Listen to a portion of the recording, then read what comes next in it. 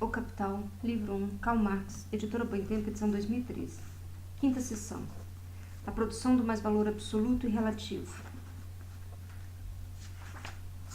Capítulo 14. Mais-valor absoluto e relativo.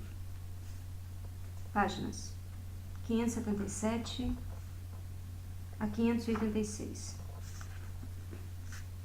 Inicialmente, consideramos o processo de trabalho de modo abstrato, conforme capítulo 5. Independente de suas formas históricas como processo entre homem e natureza. Lá dissemos, citação, se considerarmos o processo inteiro do ponto de vista de seu resultado, do produto, tanto o meio como o objeto do trabalho aparecem como meio de produção, e o próprio trabalho aparece como trabalho produtivo. Fim da citação. E na nota 7, como complemento, citação. Essa determinação do trabalho produtivo, tal como ela resulta do ponto de vista do processo simples de trabalho, não é de modo nenhum suficiente para ser aplicada ao processo capitalista de produção. Fim da citação. Esse é o ponto que cabe desenvolver aqui. Enquanto o processo de trabalho permanece puramente individual, o mesmo trabalhador reúne em si todas as funções que mais tarde se apartam umas das outras. Em seu ato individual de apropriação do objeto da natureza para suas finalidades vitais, ele controla a si mesmo. Mais tarde, ele é que será controlado. O homem isolado não pode atuar sobre a natureza sem o emprego de seus próprios músculos, sob o controle do seu próprio cérebro. Assim como no sistema natural, a cabeça e as mãos estão interligadas. Também no processo de trabalho, conecta o trabalho intelectual ao trabalho manual. Mais tarde, eles se separam até formar um antagonismo hostil. O produto que antes era o produto direto do produtor individual transforma-se no produto social, no produto comum de um trabalho coletivo, isto é, de um pessoal combinado de trabalho, cujos membros se encontram a uma distância maior ou menor do manuseio do objeto de trabalho. Desse modo, a ampliação do caráter cooperativo do próprio processo de trabalho é necessariamente acompanhada da ampliação do conceito de trabalho produtivo e de seu portador, o trabalhador produtivo. Para trabalhar produtivamente, já não é mais necessário fazê-lo com suas próprias mãos. Basta agora ser um órgão do trabalhador coletivo, executar qualquer uma das suas funções. A definição original do trabalho produtivo, citada mais acima, derivada da própria natureza da produção material, continua válida para o trabalhador coletivo, considerando-o em seu conjunto, mas já não é válida para cada um de seus membros, tomados isoladamente. Por outro lado, o conceito de trabalho produtivo se estreita. A produção capitalista não é apenas produção de mercadoria, mas essencialmente produção de mais-valor. O trabalhador produz não para si, mas para o capital. Não basta, por isso, que ele produza em geral. Ele tem de produzir mais valor. Só é produtivo o trabalhador que produz mais valor para o capitalista, ou serve à autovalorização do capital.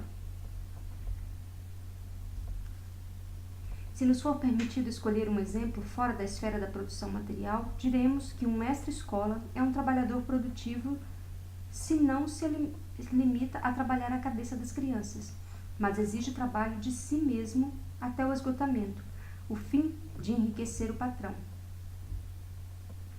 Que este último tenha investido seu capital numa fábrica de ensino em vez de numa fábrica de salsichas é algo que não altera em nada a relação. Assim, o conceito de trabalhador produtivo não implica de modo algum apenas uma relação entre atividade e efeito útil, entre trabalhador e produto de trabalho, mas também uma relação de produção especificamente social surgida historicamente e que cola no trabalhador o rótulo de meio direto de valorização do capital. Meio direto de valorização do capital. Ser trabalhador produtivo não é, portanto, uma sorte, um azar, mas um azar. No livro 4 desta obra, que trata da história da teoria, veremos mais detalhadamente que a economia política clássica sempre fez da produção de mais valor a característica decisiva do trabalhador produtivo. Alterando-se sua concepção da natureza do mais-valor, altera-se, por conseguinte, sua definição de trabalhador produtivo. Razão pela qual os fisiocratas declaram que somente o trabalho agrícola seria produtivo, mas só ele forneceria mais valor. Para os fisiocratas, o mais-valor existe exclusivamente na forma da renda fundiária. A extensão da jornada de trabalho, além do ponto em que o trabalhador teria produzido apenas um equivalente do valor de sua força de trabalho, acompanhada da apropriação desse mais trabalho pelo capital. Nisso consiste a produção do mais-valor absoluto. Ela forma a base geral do sistema capitalista e o ponto de partida da produção do mais-valor relativo. Nesta última, a jornada de trabalho está desde o início dividida em duas partes: trabalho necessário e mais trabalho. Para prolongar o mais trabalho, o trabalho necessário é reduzido por meio de métodos que permitem produzir em menos tempo o equivalente do salário. A produção do mais-valor absoluto gira apenas em torno da duração da jornada de trabalho. A produção do mais-valor relativo revoluciona inteiramente os processos técnicos do trabalho e os agrupamentos sociais. Ela supõe, portanto, um modo de produção especificamente capitalista, que com seus próprios métodos, meios e condições só surge e se desenvolve naturalmente sobre a base da subsunção formal do trabalho sobre o capital. O lugar da subsunção formal do trabalho sobre o capital é ocupado por sua subsunção real. Basta aqui uma simples alusão às formas híbridas, em que o mais-valor não extrai do produtor por coerção direta e que tampouco apresentam as subordinações formais do produtor ao capital. Nesses casos, o capital ainda não se apoderou diretamente do processo de trabalho ao lado dos produtores independentes que exercem seus trabalhos, artesanais ou cultivam a terra de modo tradicional patriarcal. Surge o usuário ou o comerciante, o capital usuário ou comercial, que os suga parasitariamente. O predomínio dessa forma de exploração numa sociedade exclui o modo de produção capitalista ao mesmo tempo que, como na Baixa Idade Média, pode servir de transição para ele. Por último, como mostra o exemplo do trabalho domiciliar moderno, certas formas híbridas são reproduzidas aqui e ali na retaguarda da grande indústria, mesmo que com uma fisionomia completamente alterada. Se por um lado, para a produção do mais-valor absoluto basta a subsunção meramente formal do trabalho sobre o capital, por outro, que artesãos que antes trabalhavam para si mesmos ou como oficiais de um mestre de corporação passem a atuar como trabalhadores assalariados sob o controle direto do capitalista, vimos, por outro, que os métodos para a produção do mais-valor relativo são, ao mesmo tempo, métodos para a produção do mais-valor absoluto. Mais ainda, a extensão desmedida da jornada de trabalho mostra-se como o produto mais genuíno da indústria ou da grande indústria. Em geral, tão logo se apodera de um ramo da produção, e mais ainda, quando se apodera de todos os ramos decisivos da produção, o modo de produção especificamente capitalista deixa de ser um simples meio para a produção do mais-valor relativo. Ele se converte agora na forma geral, socialmente dominante, do processo de produção. Como método particular para a produção do mais-valor relativo, ele atua, em primeiro lugar, apoderando-se de indústrias que até então estavam subordinadas apenas formalmente ao capital, ou seja, atua em sua propagação, e em segundo lugar, na medida em que as mudanças nos métodos de produção revolucionam continuamente as indústrias que já se encontram em sua esfera de ação.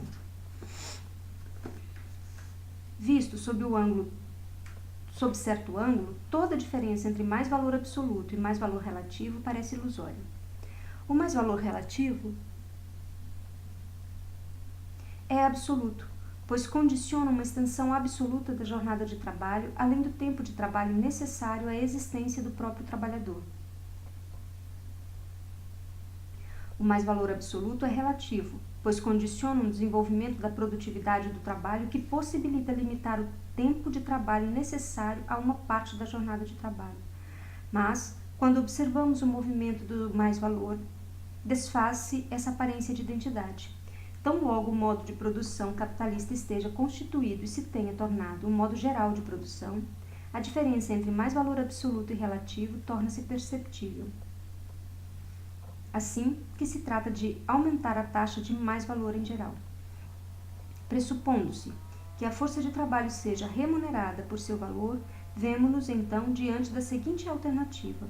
Por um lado, dada a força produtiva de trabalho e seu grau normal de intensidade, a taxa de mais-valor só pode ser aumentada mediante o prolongamento absoluto da jornada de trabalho.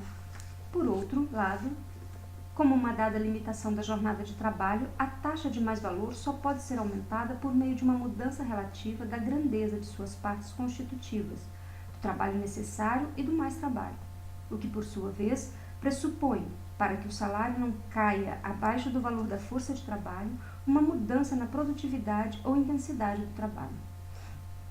Se o trabalhador necessita de todo o seu tempo para produzir os meios de subsistência necessários ao seu próprio sustento e o de sua descendência, não lhe sobra tempo algum para trabalhar gratuitamente para um terceiro. Sem um certo grau de produtividade do trabalho, não haverá esse tempo disponível para o trabalhador. Sem esse tempo excedente, não haverá mais trabalho, e por conseguinte, nenhum capitalista, tampouco o senhor de escravos, barão feudal, numa palavra, nenhuma classe de grandes proprietários. Nota 1. A mera existência dos patrões tornados capitalistas como uma classe especial depende da produtividade do trabalho. Ramsay, citação página 206. Se o trabalho de cada homem bastasse apenas para produzir seu próprio alimento, não poderia existir propriedade. Ravenstone, citação página 14. Podemos, pois, falar de uma base natural do mais-valor, mas apenas no sentido muito geral de que nenhuma barreira natural absoluta impede um indivíduo de dispensar a si mesmo do trabalho necessário à sua própria existência e jogá-lo sobre os ombros de outro, tampouco como obstáculos naturais absolutos impedem alguém de servir-se da carne de outro como alimento. Nota 1a. Segundo o cálculo recente, só nas regiões já exploradas da Terra ainda vivem pelo menos 4 milhões de canibais. De forma alguma, cabe associar, como aconteceu ocasionalmente, concepções místicas a essa produtividade natural espontânea do trabalho. Somente depois de a humanidade ter superado, pelo trabalho, suas primeiras condições de animalidade, depois, portanto, de seu próprio trabalho, já estar socializado num certo grau, é que surgem as condições para que o mais trabalho de um transforme-se em condição de existência do outro. Nos primórdios da civilização, as forças produtivas adquiridas do trabalho são exíguas, mas o são também as necessidades que se desenvolvem simultaneamente aos meios empregados para satisfazê-las. Ademais, nesses primórdios, a proporção dos setores da sociedade que vivem do trabalho alheio é insignificante, portanto, comparada à massa dos produtores diretos. Com o progresso da força produtiva social do trabalho, essa proporção aumenta tanto absoluta como relativamente. Nota 2. Entre os índios selvagens da América, quase tudo pertence ao trabalhador. 99 partes de cada 100 são postas na conta do trabalho. Na Inglaterra, talvez o trabalhador não chegue a ter 2/3. Citação páginas 72 e 73.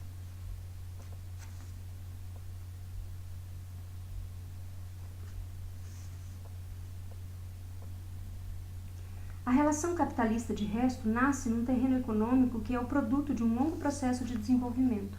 A produtividade pré-existente do trabalho que lhe serve de fundamento não é uma dádiva da natureza, mas o resultado de uma história que compreende milhares de séculos.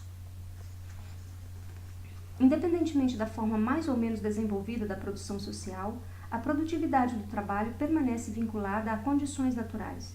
Todas elas podem ser reduzidas à natureza do próprio homem, como raça, e é a natureza que o rodeia. As condições naturais externas se dividem do ponto de vista econômico em duas grandes classes: a riqueza natural em meios de subsistência, isto é, fertilidade do solo, águas ricas em peixes, etc., e a riqueza natural em meio de trabalho, como quedas d'água, rios navegáveis, madeiras, metais, carvão. Nos primórdios da civilização, o primeiro tipo de riqueza natural é o decisivo. Uma vez alcançados níveis superiores de desenvolvimento, o segundo passa a predominar. Comparemos, por exemplo, a Inglaterra com a Índia, ou, no mundo antigo, Atenas e Corinto, com os países situados na costa do Mar Negro. Quanto menor o número de necessidades naturais a serem imperiosamente satisfeitas, e quanto maiores a fertilidade natural do solo e a excelência do clima, tanto menor é o tempo de trabalho necessário para a manutenção e a reprodução do produtor. E tanto maior, portanto, pode ser o excedente de seu trabalho para outros, isto é, o trabalho que excede aqueles que ele realiza para si mesmo. Já observava Diodoro a respeito dos antigos egípcios. É absolutamente incrível quão pouco esforço e custos lhe exige a criação de seus filhos. Preparam-lhe comida mais simples e mais fácil de obter. Dão-lhes também para comer a parte inferior do caule do papiro, desde que possam tostá-la ao fogo, e as raízes e talos de plantas pantanosas em parte crus, em parte cozidos ou assados. A maioria das crianças anda descalça e desnuda, já que o clima é muito ameno. Por isso, uma criança não custa a seus pais até que esteja adulta, mais que 20 dracmas. Isso explica o fato de a população ser tão numerosa no Egito, e como tantas grandes obras puderam ser ali executadas. Nota 3. Diodoro, Biblioteca de História, citação 1, tomo 1, seção 80. No entanto, as grandes construções do Antigo Egito se devem menos ao volume de sua população do que à grande proporção em que esta se encontrava disponível.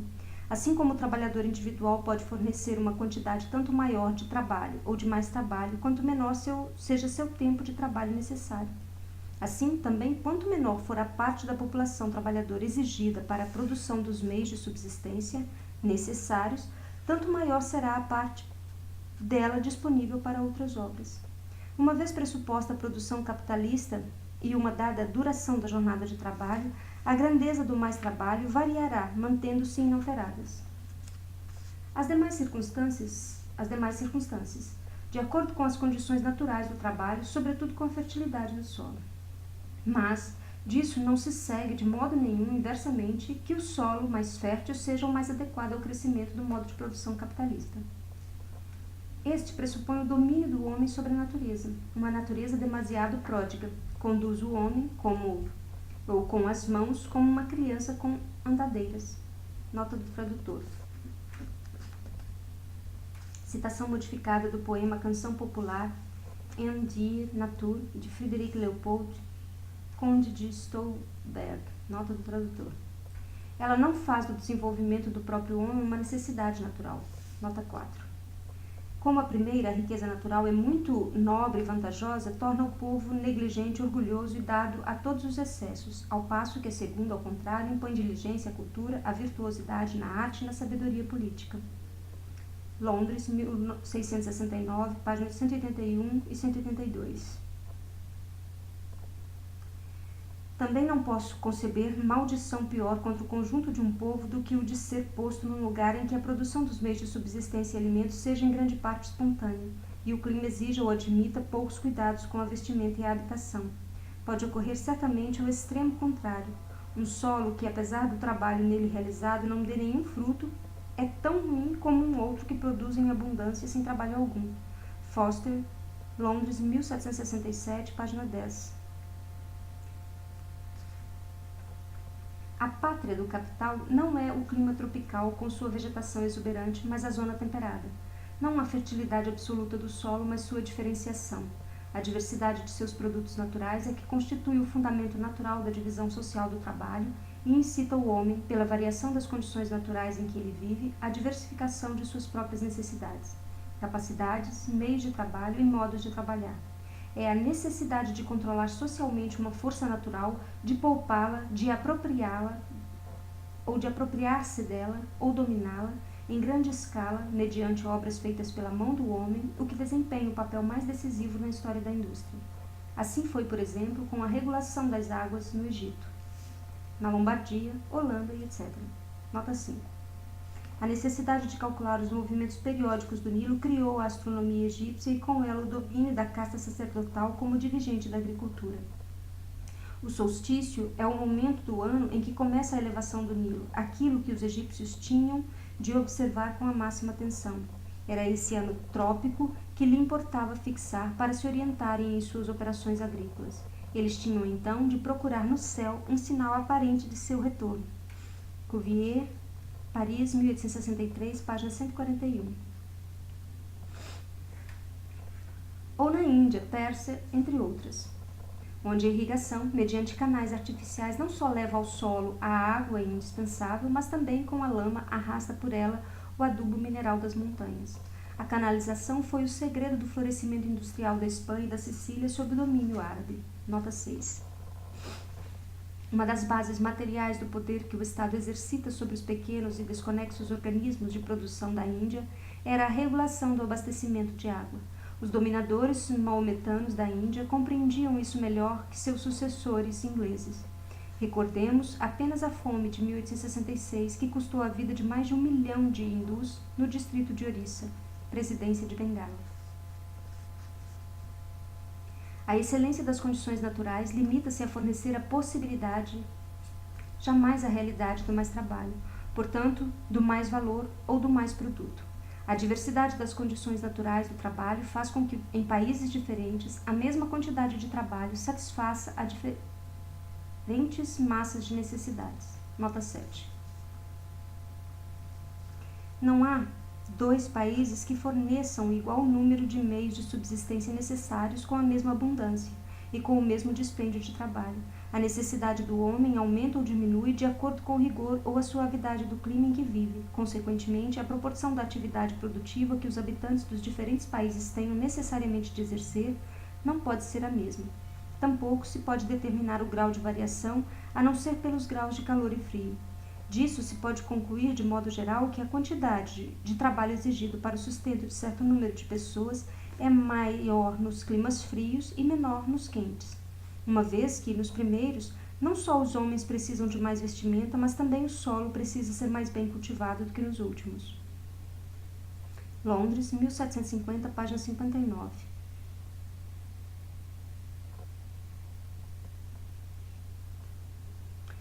O autor desse escrito anônimo, que marcou época, é Messi Ram. Retirou daí sua teoria dos juros. Que, por conseguinte, sob condições de resto análogas, o tempo de trabalho necessário seja diferente. Tais condições só atuam sobre o mais trabalho como barreira natural, isto é, determinando o ponto em que pode ter início o trabalho para outrem. Na mesma medida em que a indústria avança, essa barreira natural retrocede.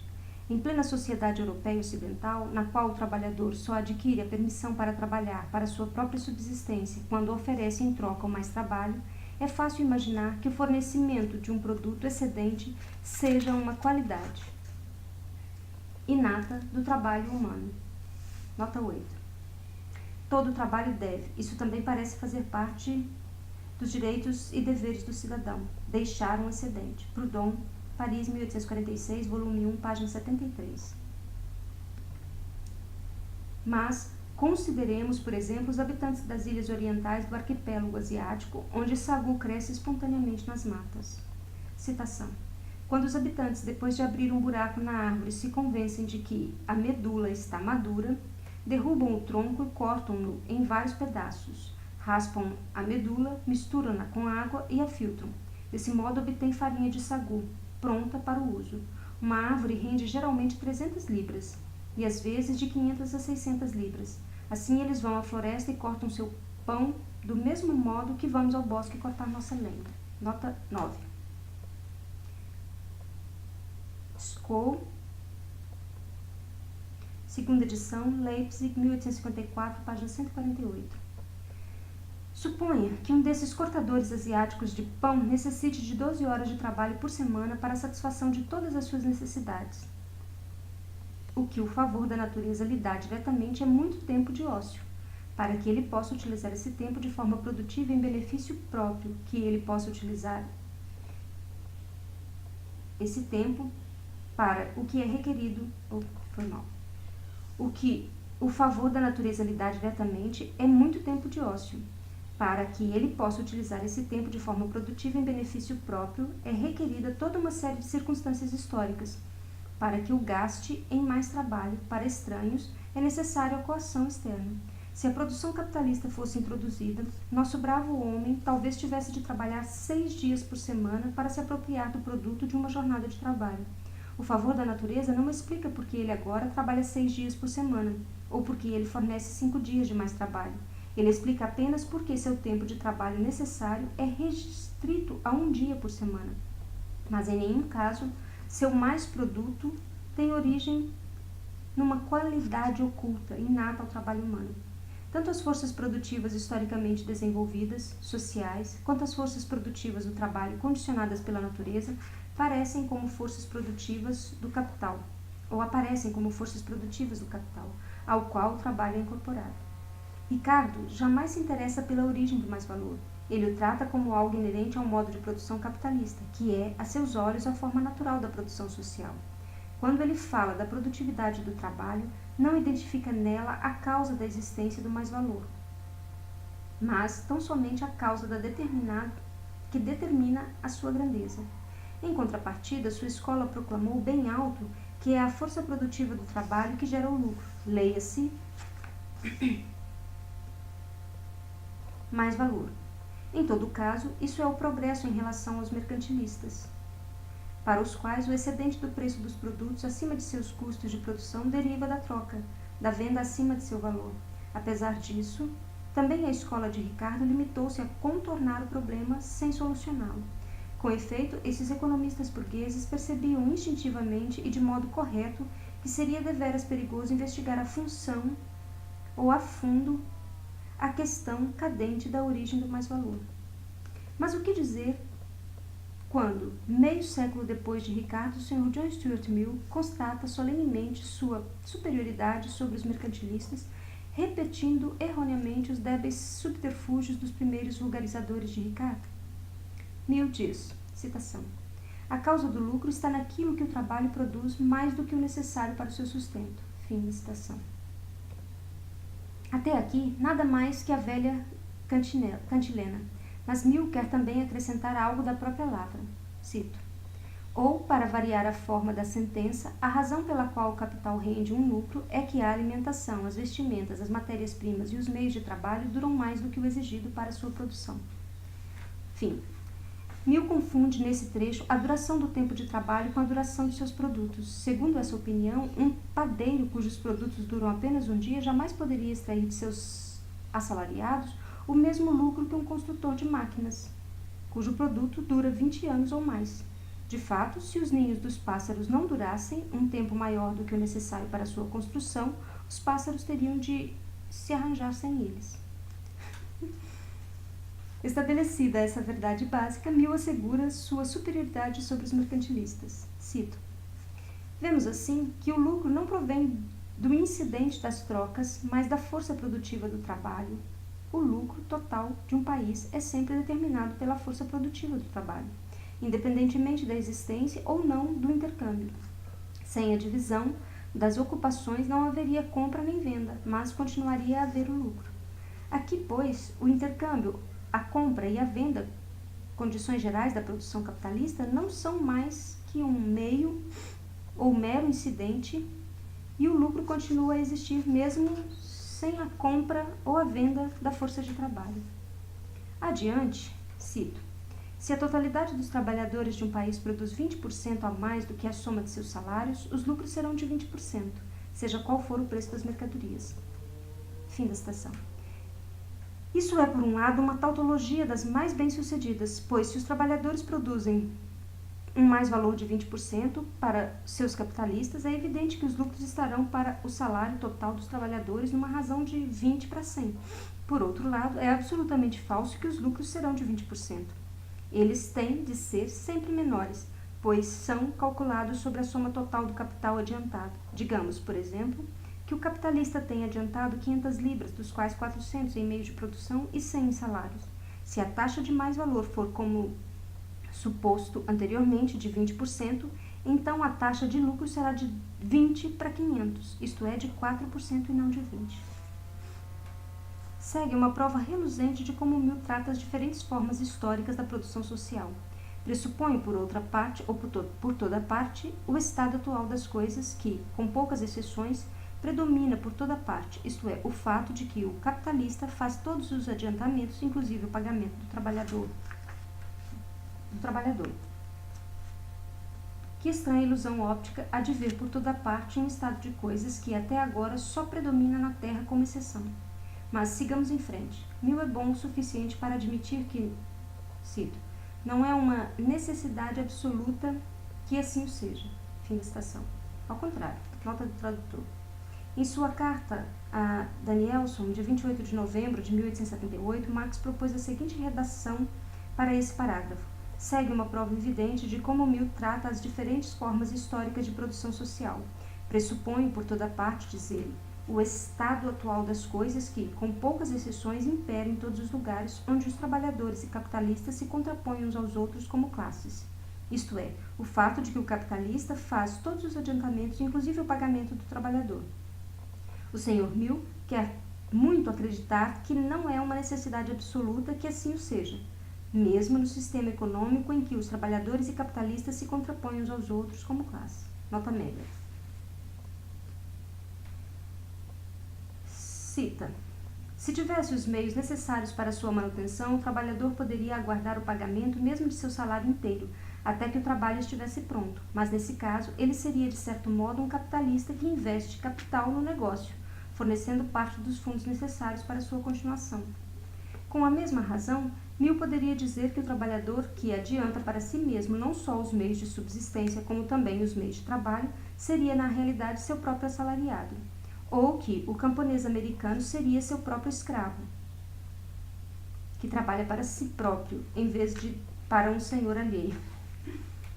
Depois de ter demonstrado com tamanha clareza que a produção capitalista, ainda que não existisse, sempre existiria, Mill é agora bastante coerente para demonstrar que essa produção capitalista não existe, ainda que exista.